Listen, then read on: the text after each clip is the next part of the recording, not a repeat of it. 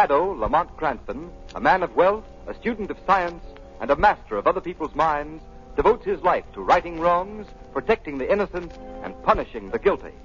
Using advanced methods that may ultimately become available to all law enforcement agencies, Cranston is known to the underworld as the Shadow. Never seen, only heard. As haunting to superstitious minds as a ghost.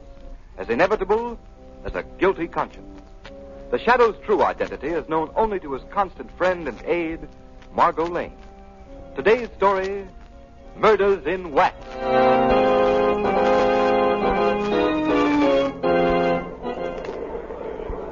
Ladies and gentlemen, we invite you to step inside and view the illuminating and educational exhibits that are the features of our waxworks. See Bluebeard actually slaying his 8 wives. See Custer's last stand. See the capture of George Keegan, public enemy #1. And many other thrilling, lifelike tableaux. The price of admission is only 1 dime, 10 cents. Our lecture is just starting, and if you hurry, you'll be just in time to witness the complete show on the inside. Step right up now. How many, Brother Pete? 2, please. All right, how many? Ladies and gentlemen, if you'll just step over here to the next platform, I shall describe to you the details of the feature tableau of our exhibit. Say, they look like real people, don't they? Yeah, how do they make them? With wax. Gee. This tableau is a dramatic reenactment of the capture of George Keegan, the notorious gang chief of Prohibition Day. Oh, that's the fellow I was... He was arrested in the manner shown right here. No doubt you all recognize the figures of the brave men who personally led the police squad who made the capture. On the left, the wax figure of our own Mayor Lewis. Center, our District Attorney Armstrong.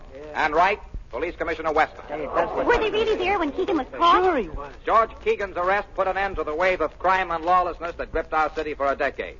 He is now imprisoned in the state penitentiary for the rest of his natural life. Gee, the girl in the tableau sure looks lifelike. Yeah. Oh, ask him who she is. Okay. Hey, Cap, who's that girl? Just coming to that, brother. A little lady seated in the chair was Keegan's gun mob, Edna Kelly. She was with him in the hideout at the time of the raid. Hey, look at that. The wax figure fell off the chair. Now, don't get excited, folks. It's only a wax figure. I'll just set it up again and... Holy cats. It's real. It's a body. A dead body. A dead body of Edna Kelly. It's really Edna Kelly. Edna Kelly, how'd she get here? She's been murdered.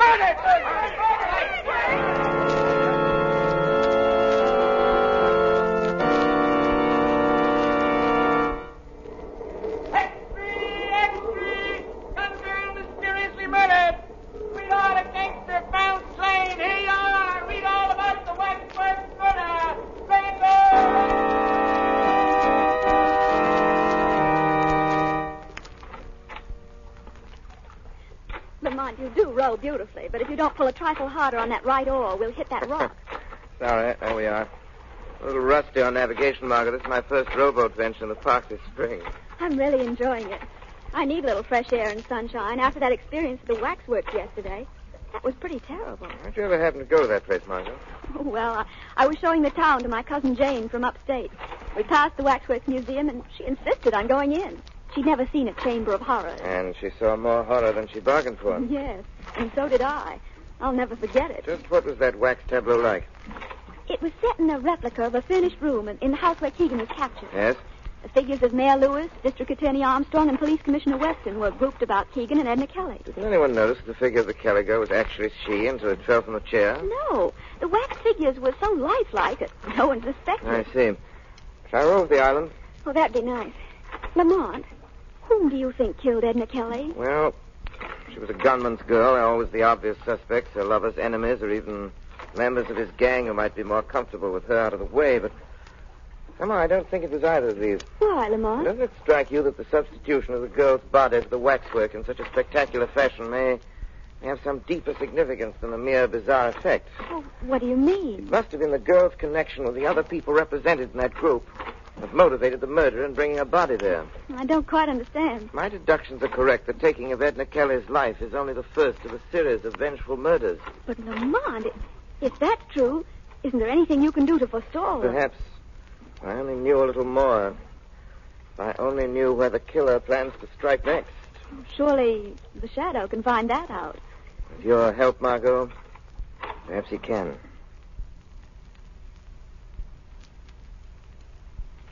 A fine bunch of detectives I've got in this department. You call yourselves a homicide squad? That's a laugh. But, Commissioner Weston, we've combed this city. Hogan, have you checked on the story of the museum proprietor? Commissioner, you talked to him yourself. Have you verified his statements? Yes, Chief, they're solid. The murderer entered the Waxworks Museum by a back door. It was found jimmied.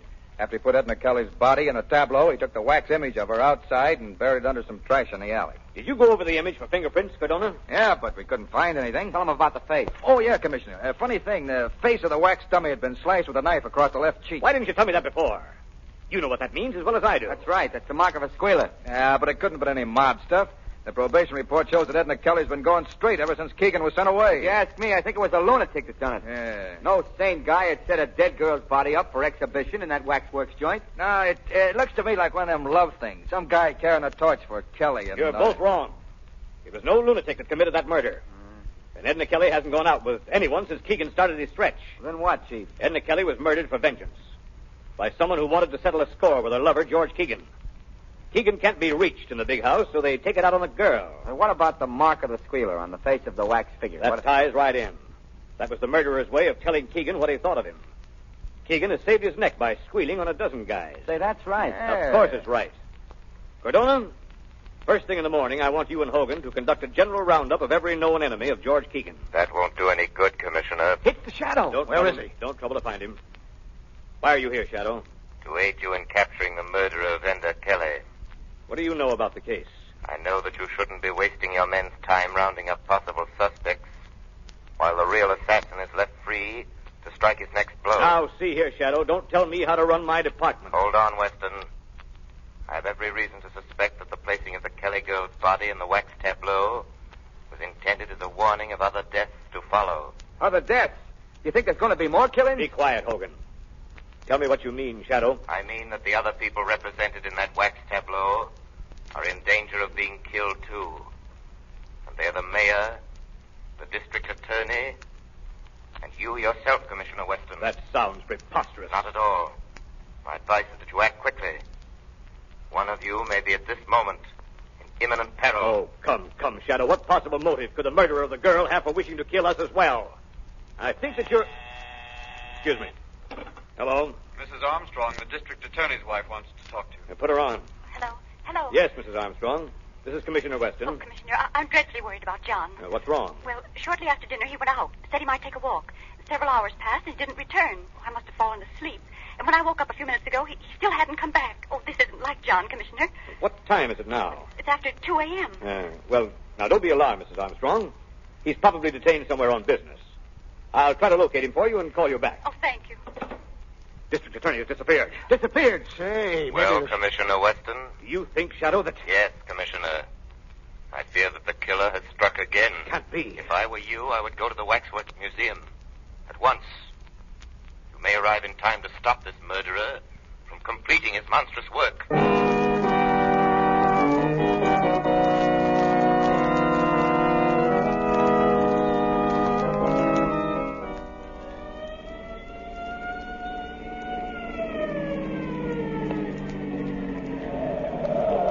Well, here's the wax museum, Commissioner Weston. Sergeant, take some men around to guard the back door. Yes, sir. Cardona, has anyone any keys to this place? No, sir. We'll have to force the lock. All right, go to it. Okay. Come on, help him. Take it in there. Take it in there. Come in. Okay, all right, there she is. Now, where's the light switch? Never mind that. Use your flashlights. Okay. Hey, kind of scary in here, ain't it? Yeah, it gives you the creeps. Hey, what's that? Where? That guy over there. He's got a knife. Don't shoot, you fool. That's one of the wax dummies. Oh. Now, where is this Keegan tableau? It's right over here on the left. Oh. So that's it. Well, I guess nothing's happened yet, Chief. Doesn't look like anything's been disturbed. That's the wax dummy of District Attorney Armstrong sitting down in a chair. Sitting down. Hey, it seems to me his dummy was standing up the last time he was here. What? Give me a lift up on the platform, quick. You think it may be this? I don't know. Flash the light over here. Good heavens. It's Armstrong. Is it really District Attorney Armstrong? Yes. Dead. Murdered. And he was brought here just like the Shadow said he was. Yes. Just as I said, gentlemen. I'm sorry that I couldn't have warned you earlier. Who did this thing, Shadow? Do you know? Who did it? I'm not sure. But with your cooperation, Commissioner Weston, together we may bring about his downfall. How? I am positive now that either you or Mayor Lewis is the next victim marked to go. Guard yourselves well. I'll attend to that, all right. You will hear from me soon, Commissioner. When the Shadow finds out who the killer is, he will be brought to justice.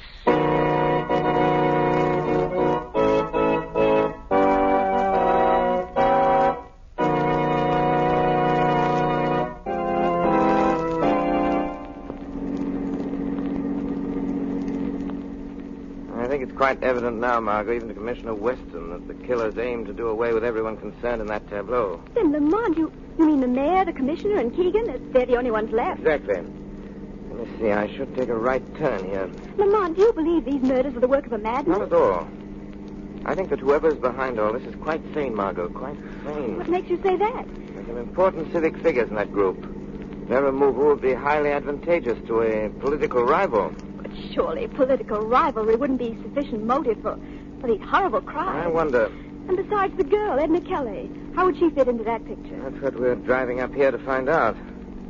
There's the prison now. A cheerful-looking spot. I'll drive you up to the gate and let you out. I shan't go in with you. Why not? The warden, Mr. Driscoll, has never been a particular admirer of mine. A feeling which I reciprocate. Why, Lamont? Well, I had occasion to expose the graft-ridden conditions in this prison a few years ago. Naturally, that didn't make me too popular with Mr. Driscoll. Here we are. Now, remember what I told you? I think so. I'm a reporter from the Daily Globe. I'm to ask for an interview with Edna Kelly's sweetheart, Keegan. And when I see him, I'll try to find out from him. Please tell me something, Mr. Keegan. The readers of the Daily Globe have sent us thousands of letters expressing their interest in your reaction to the tragic death of Miss Kelly. I ain't got nothing to say about it. Do you believe that the killing was executed by one of your enemies? I wouldn't know. You loved Edna Kelly, didn't you? Hey, what are you giving out with, the Lonely Hearts column? No. No, you see... Lay off that love stuff. But, Mr. Keegan, I was sent up here by my paper to get a human interest story from you. And after all, well, you were fond of Miss Kelly. She was your girl. My girl? Oh, no. But I'll tell you what Edna Kelly was. She was the same as any other dame, see? She was a double-crosser. But I thought... Wait a minute, wait a minute, I didn't mean that. Don't write nothing like I just said there. I get a little screwy sometimes when I think about what happened. Oh, of course. I understand. So, just don't write nothing, will you? What? No, but what about this theory that she was slain by one of your enemies, Mr. Keegan? I wouldn't know. I tell you, Lamont, he flared up so suddenly when I asked him if he really loved her. I was scared to death. He called her a double-crosser, eh? Yeah, but he regretted it the next second. He asked me to be sure and not write anything about it. It's most interesting, Margot, and thank you for your excellent work. But has what I told you helped you unravel any? Greatly. Well, what happens now? I think that there are many more interesting facts to be learned there at prison. Yes? This evening, the Shadow shall pay a call on his old friend, Warden Driscoll.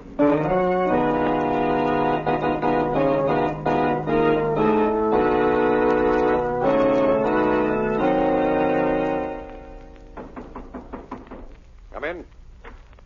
Can I see you for a minute, Warden? What's the trouble, Carrie? Well, it's about Keegan. Well, what about him? Well, I put him in solitary like you told me. Yes. That was this morning I done that. Hey, Carrie, what are you trying to tell me? Well, he ain't ate no food for the last 3 meals. So? So I was wondering if something should be done to make him eat. He just lays quiet on his bunk. I thought I told you that no one was to go near Keegan's cell without my orders. Well, I thought if he wasn't eating... Harry, if you just perform your duties as guard around here and let the warden do the thinking, everything will be satisfactory. Yeah, sure, Warden, sure. And leave Keegan alone. Yes, sir. I'm sorry. Good night, Warden. Close that door after you. Yes, sir. Fool. Hello? Yes?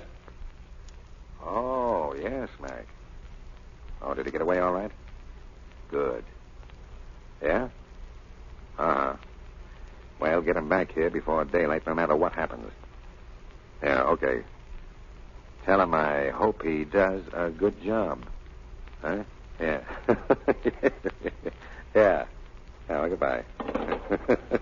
You seem to be quite amused, Warden Driscoll. Huh? What? Who's that? Won't you share your little joke with me? Carrie, are you outside that door? Is that you talking? Carrie, if this is your idea of something funny... This is not Carrie. Well, who are you? I am the Shadow. The Shadow? Yes, Warden.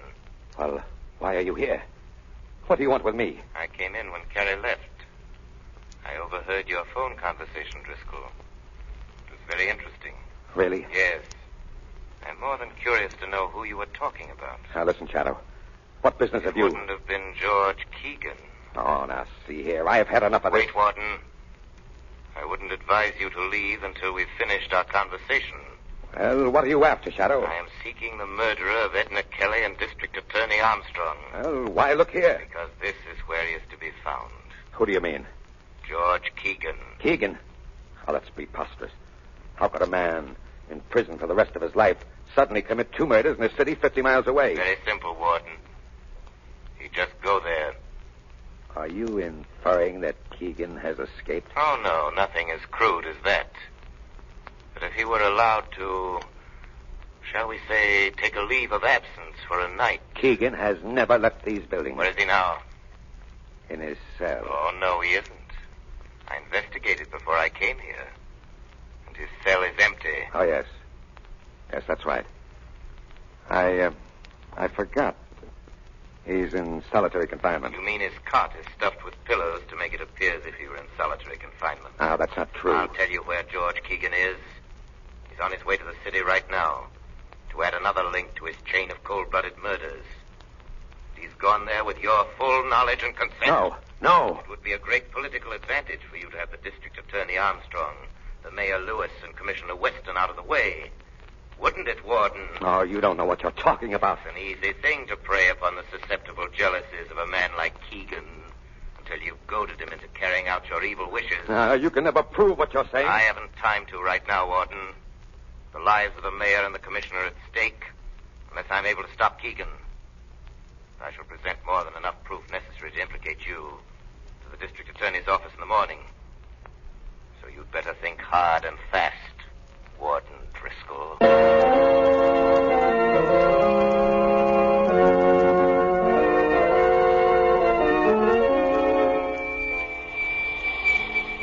Margot Lane.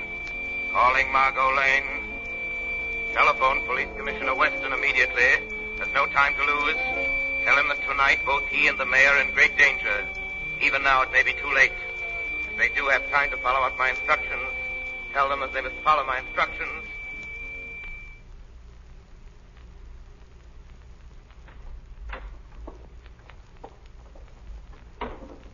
All right, Mr. Mayor. Stay sitting at that desk and keep your back to me. I got a gun here. Don't turn around.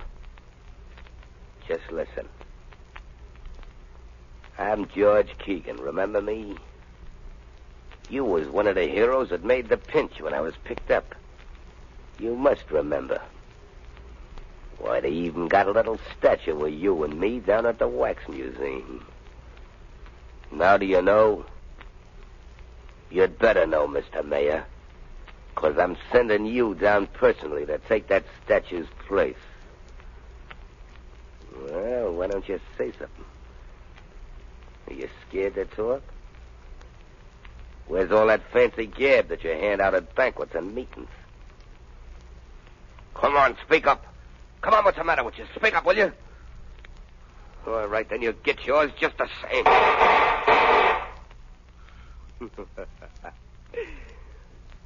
Looks like I just brought about a special election. Now, Mr. Mayor, I'll just take this corpse of yours down to the museum and then... Hey, what's this?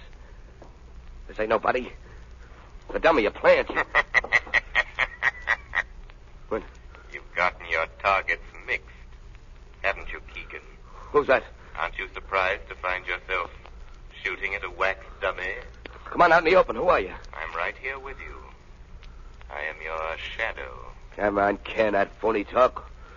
What are you, a copper? No, just your personal nemesis, Keegan. Now, I'd advise you to drop that gun. Not a chance. Close in on him, Commissioner Weston. Wait. Up with your hands, Keegan. Let go of me. Let go of me. Take that gun away from him. Yeah, Chief. This is your waxworks murderer, Commissioner. Thank you, Shadow. You guys ain't got nothing on me. How did you get out of jail, I Keegan? flew out the window. With the help of Warden Driscoll. Is this true? Did Driscoll aid you in these crimes? Driscoll wasn't in. Who's that? Ah, I see you've caught him. Good work, Commissioner. Hello, Warden Driscoll. What brings you here? This man, Keegan, escaped from my prison tonight. And I learned that his purpose in leaving was to make good a threat he'd made on the life of our mayor. Hey, what is this baloney you're throwing out, Warden? Yeah, quiet, you.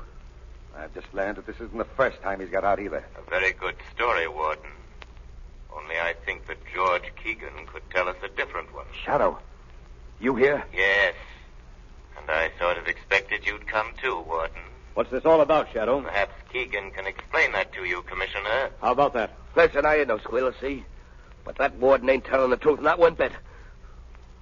That's all I gotta say. Hey, Commissioner, what is this all about? Am I being placed under suspicion here in the testimony of a shadow? Just a minute, Warden. What are you holding back, Keegan? I can answer that for you, Commissioner Weston. Keegan is shielding the warden as the real instigator of the Waxworks murder. That's a lie. He wanted you all out of the way, Commissioner, so he employed Keegan as his instrument of murder. Don't listen to him. Go on, Shadow. But first, he had to give Keegan sufficient incentive to perform these crimes, so he went to work on his emotions, his jealousy. How? He told Keegan that his girl Edna Kelly had been double-crossing him, right along. Keegan, this was a lie. Huh? What, you mean she was on a level? Absolutely, Keegan. Why, Driscoll, you dirty... Hey, look out, he's got another gun. Don't. Go on. Go on, roll in pain. Just like Edna done before she died. That's right. Try to talk. That's what she done, too. And I laughed at her. I laughed at her. Laughed at her, that's what I did. Take him away. Laughed at her. Driscoll is dead, Commissioner. Well, perhaps that's for the best. Oh, Shadow. Are you still there? Yes, Commissioner. I want to thank you heartily for this night's work. I seek no credit, Commissioner. However, I have a suggestion for you. What's that? If the Wax Museum decides to create a new tableau depicting this present event, it might be wise for you to arrange to be excluded from it. It gives people ideas.